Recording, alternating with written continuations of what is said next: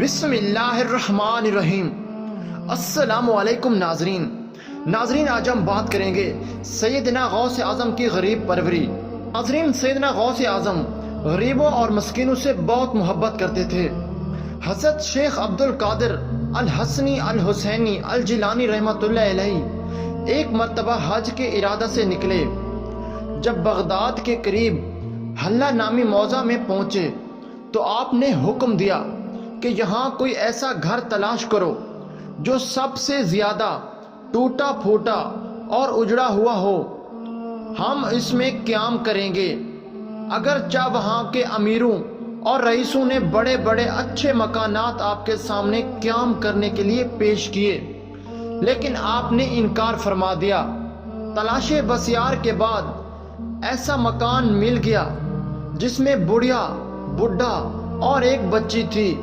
آپ نے بڑے میاں سے اجازت لے کر رات اس مکان میں گزاری، اور وہ تمام نذرانے اور ہدیہ جو نقد جنس اور حیوانات کی صورت میں آپ کو پیش کیے گئے تھے، آپ نے یہ کہہ کر کہ میں اپنے حق سے دستبردار ہوتا ہوں، وہ تمام کے تمام بڑے میاں کو دے دیے۔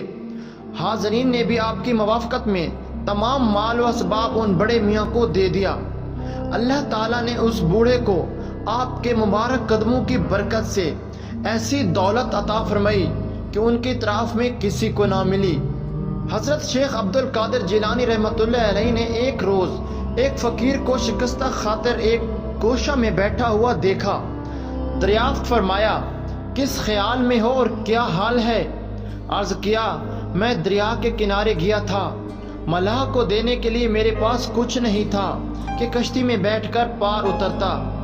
ابھی اس فقیر کی بات پوری نہ ہوئی تھی کہ ایک شخص نے 30 اشرفیوں سے بھری ہوئی ایک تھیلی آپ کی نظر کی۔ آپ نے وہ تھیلی فقیر کو دے دی اور فرمایا، جاؤ ملاح کو دے دو۔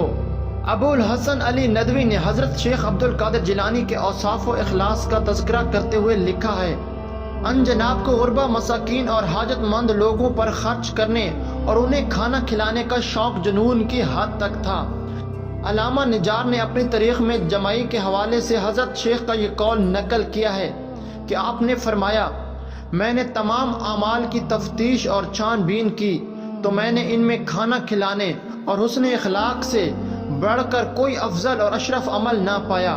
میں چاہتا ہوں کہ اگر ساری دنیا بھی میرے ہاتھ میں ہو تو میں وہ بھوکھوں کو کھلا دوں۔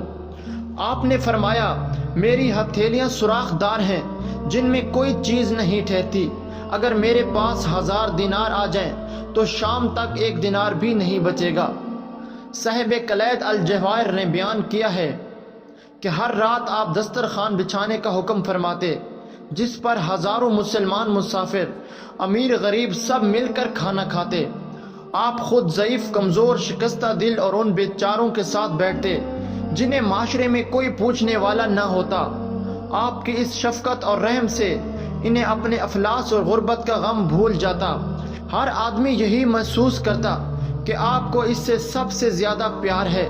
جو ساتھی غائب ہوتا اس کی خیریت دریافت فرماتے، ہر ایک سے محبت کرتے، ان کی خطاؤں سے درگزر اور چشم پوشی فرماتے۔ ناظرین، یہ تھی سیدنا غوث اعظم کی غریب پروری۔